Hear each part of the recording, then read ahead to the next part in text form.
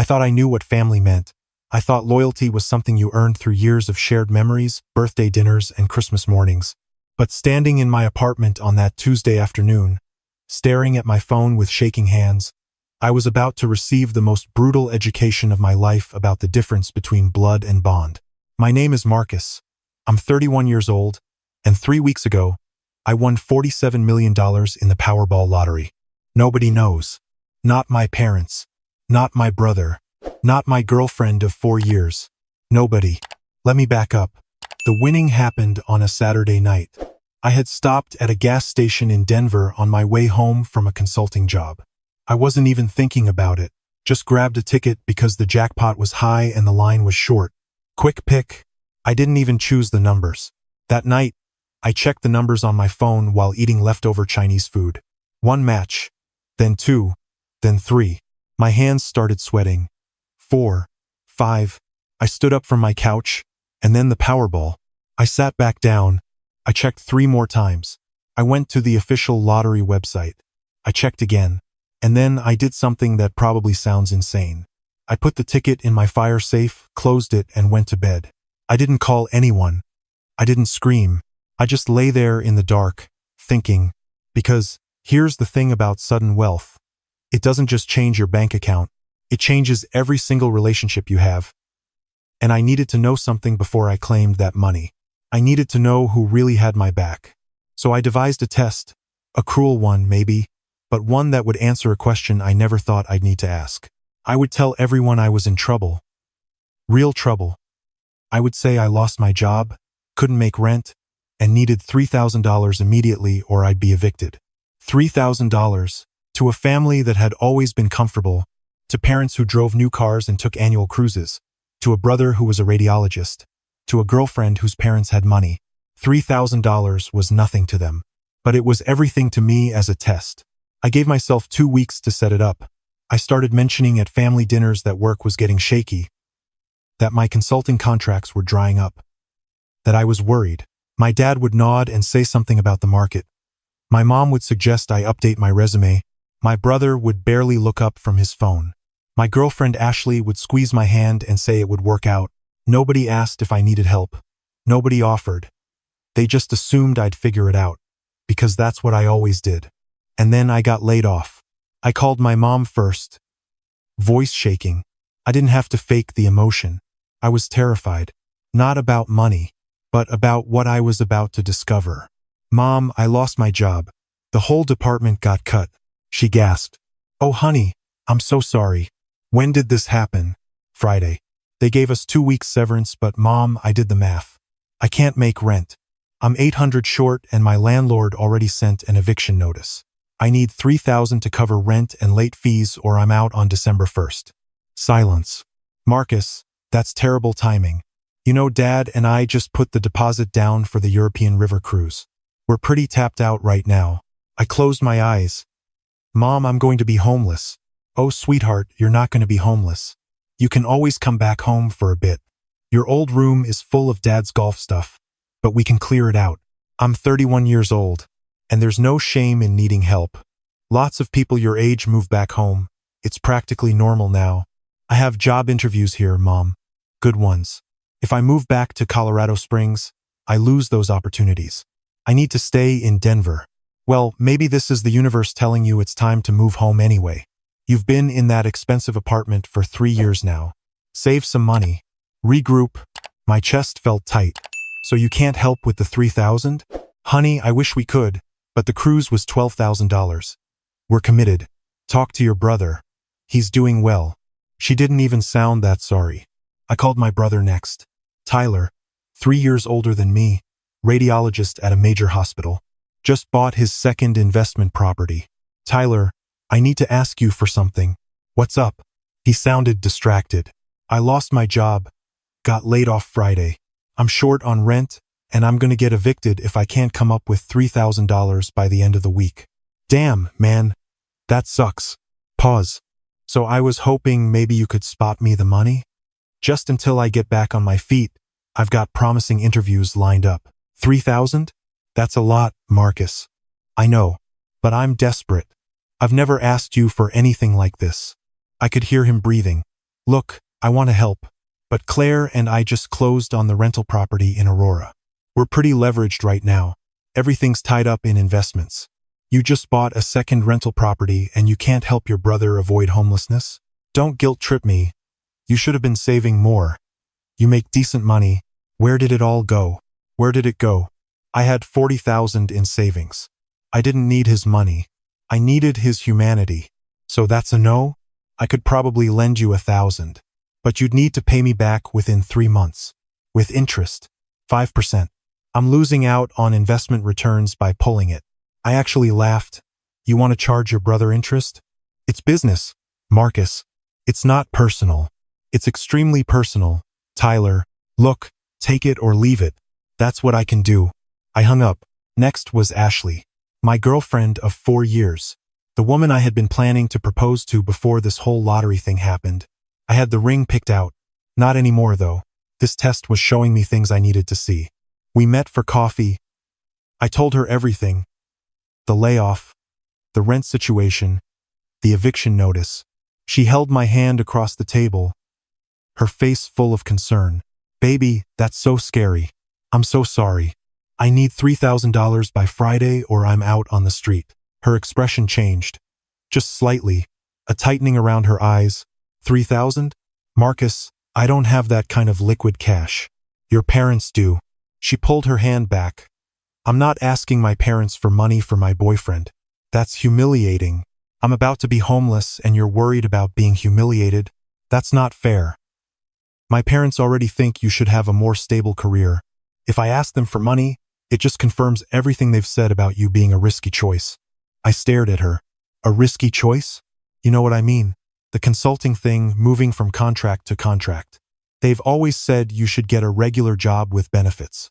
I made 6 figures last year, and now you're broke. Maybe they had a point. I felt something break inside me. So you won't help? I can probably give you 500.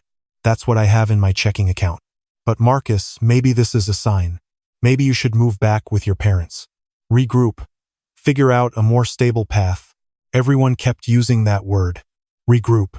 Like I was a soldier retreating from battle instead of a man being abandoned by everyone he loved. 500, I repeated. I wish it could be more. I left the coffee shop without taking her money. That night, I sat in my apartment, staring at the fire safe where my lottery ticket waited. $47 million, and the 3 people who supposedly loved me most couldn't scrape together 3,000 to keep me off the streets. But I wasn't done yet. I had one more call to make. His name was Marcus too. Marcus Jefferson. Same first name, different last name, and absolutely no relation to me. We worked together at my old job 3 years ago, before I went into consulting. He was a custodian, 48 years old. Took the night shift, so he could take care of his disabled wife during the day. We used to talk during his breaks. He told me about his life, growing up in South Dallas, working 3 jobs to put himself through community college, meeting his wife at church, her MS diagnosis, the medical bills. I hadn't talked to him in 2 years, but I had his number saved. I called him on Wednesday. Marcus? Man, is that you? His voice was warm, surprised. Hey Marcus. Yeah, it's me. How are you? How's Regina? She's hanging in there. Good days and bad days, you know how it is. How are you? Still consulting. Actually, that's kind of why I'm calling. I took a breath. I lost my contract, got terminated last week, and I'm in a bad spot financially. I'm about to get evicted, and I've asked everyone I know for help, but everyone's tapped out. I know this is crazy, but I remembered you saying you keep an emergency fund, and I'm desperate. I need $3,000 or I'm on the street Friday. The line went quiet for so long I thought he'd hung up. You still there? Yeah, I'm here, just thinking. Another pause. Marcus, I got about $4,200 in my emergency fund. Been building it for 6 years. That's for if Regina needs something the insurance don't cover, or if the car dies, or if I lose my job. I know. I shouldn't have asked. I'm sorry.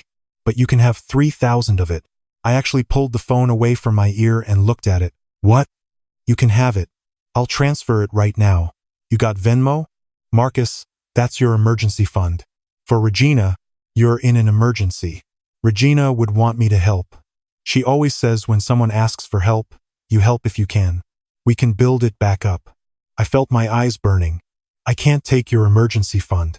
You ain't taking it. I'm giving it. What's your Venmo? Marcus, you don't even know if I can pay you back. I know you're good for it. You always been a good dude. Remember when I was short on my daughter's school fees and you covered it without me even asking? You think I forgot that? That was $400. You never asked for it back. I had forgotten about that.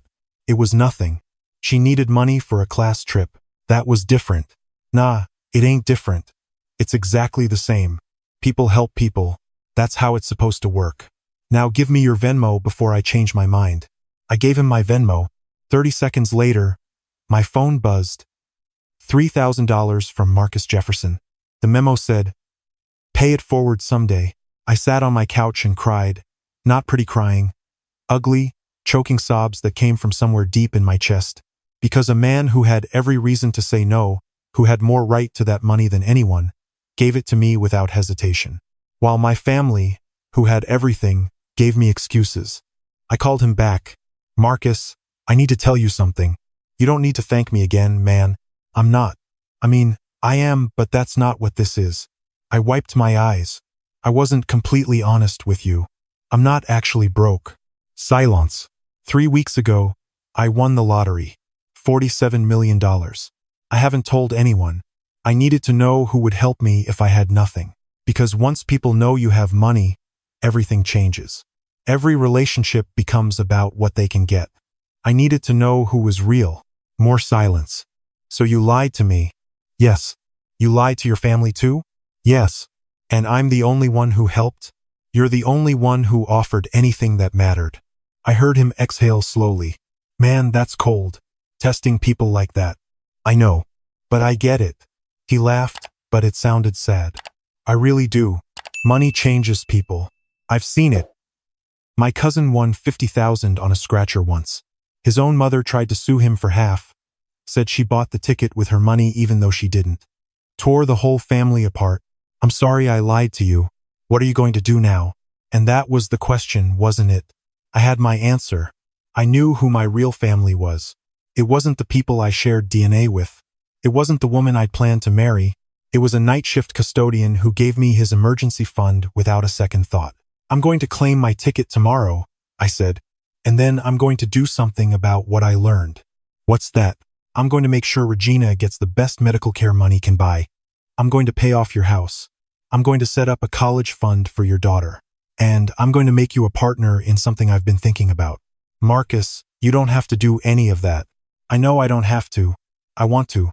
You gave me $3,000 when you thought I was broke. I'm giving you $3 million because I know you're real." He didn't say anything for a long time. Then, $3 million? That's what family does, right? They take care of each other. Another pause. "What about your actual family?" "Good question." I called my parents the next day. Conference call with both of them. "Marcus, did you figure out the rent situation?" My mom sounded cheerful. "I did, actually. Someone helped me." "Oh, thank goodness. See? I told you it would work out."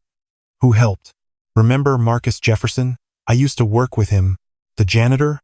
My dad's voice. "Custodian." "And, yes. He gave me $3,000 from his emergency fund. He makes $31,000 a year. His wife has MS. And he gave me his safety net without hesitation." Silence. "While you two, who just spent $12,000 on a cruise, told me to move back home. Tyler, who just bought a second investment property, offered me $1,000 with 5% interest. Ashley said helping me would humiliate her in front of her parents." "Marcus, that's not fair." My mom's voice was tight. "What's not fair is that a man who has almost nothing gave me everything he could, while the people who are supposed to love me gave me excuses. We offered you a place to stay. I'm 31, Mom. I asked for help to keep my independence and dignity. You offered me my childhood bedroom and told me to regroup. What do you want us to say? My dad now. We're not made of money." "Yes, you are. You're comfortable. You're stable. $3,000 wouldn't have changed your life, but it would have changed mine. And you didn't even hesitate before saying no. So what, you called to yell at us?" "No. I called to tell you I won the lottery 3 weeks ago, $47 million. Dead silence. I could practically hear their jaws hitting the floor. You what? My mom's voice was barely a whisper.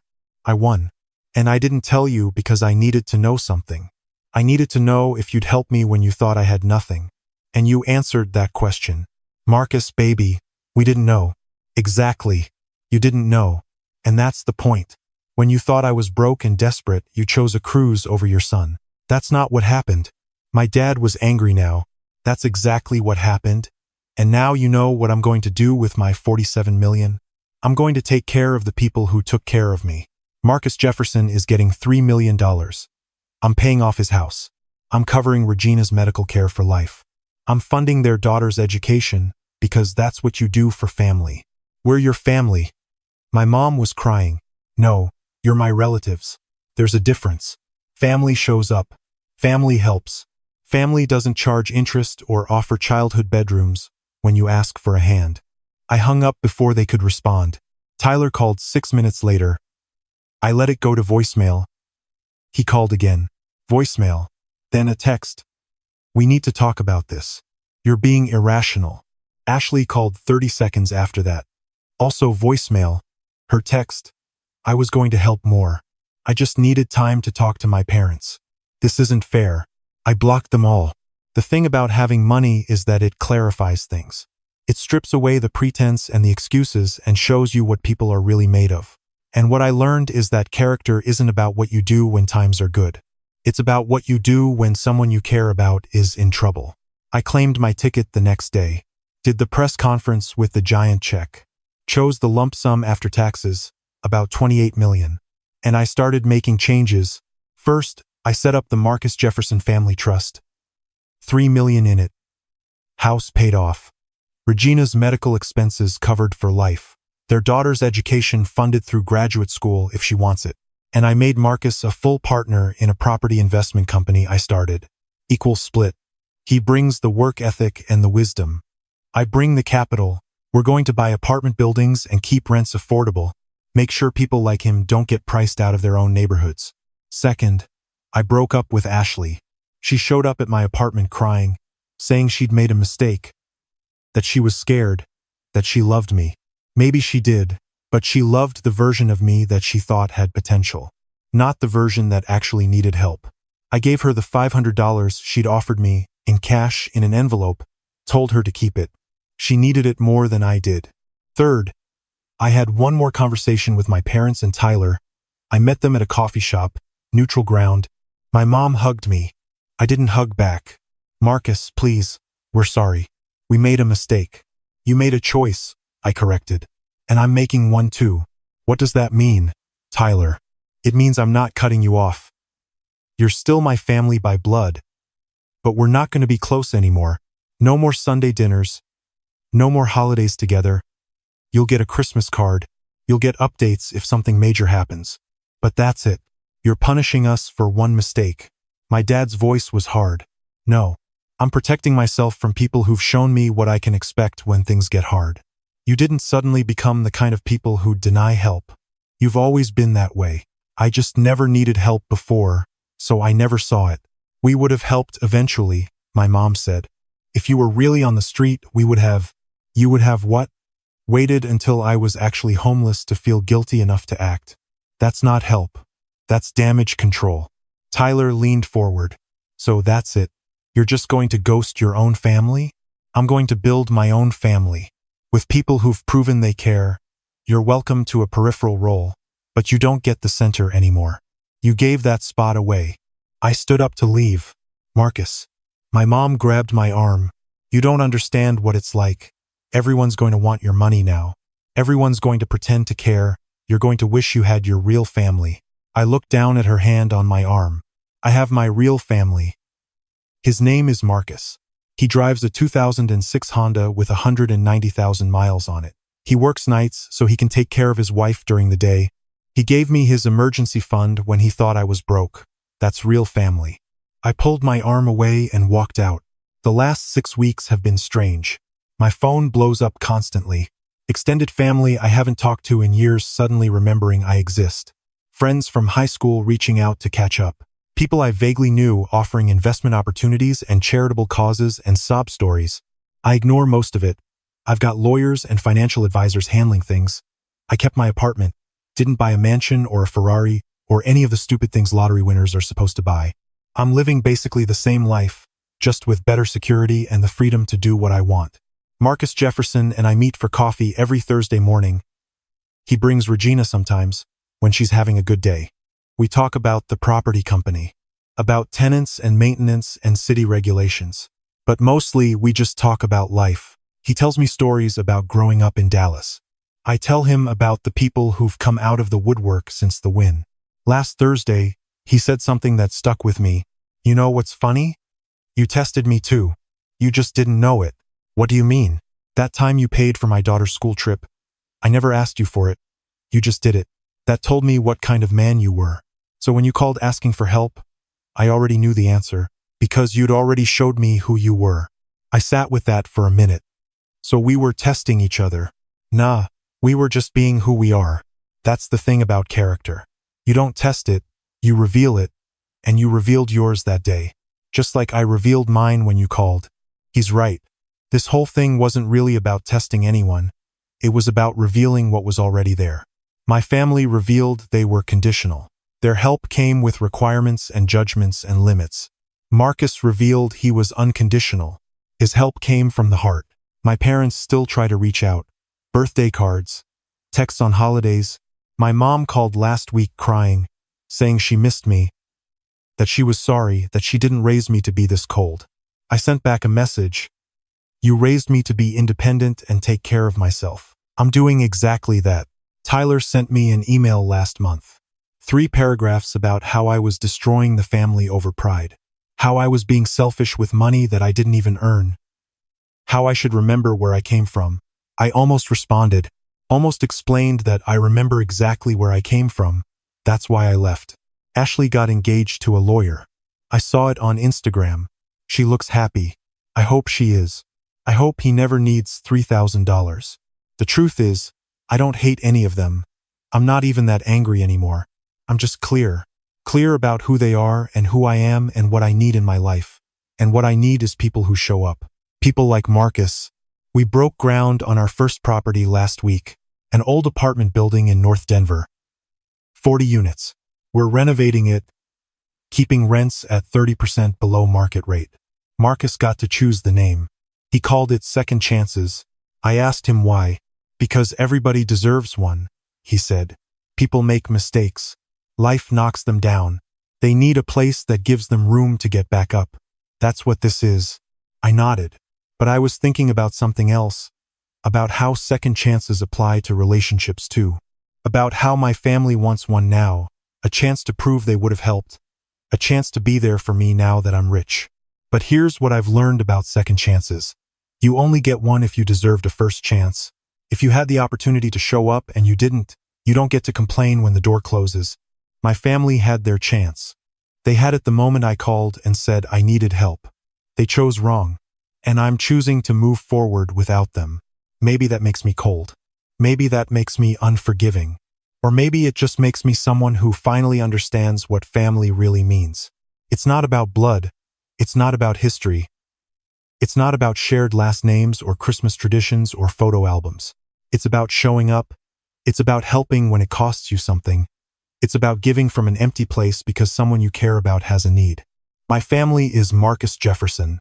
It's Regina. It's their daughter who calls me Uncle Marcus now. It's the Thursday morning coffee talks and the property company and the life we're building together. And that's worth more than $47 million. That's worth everything.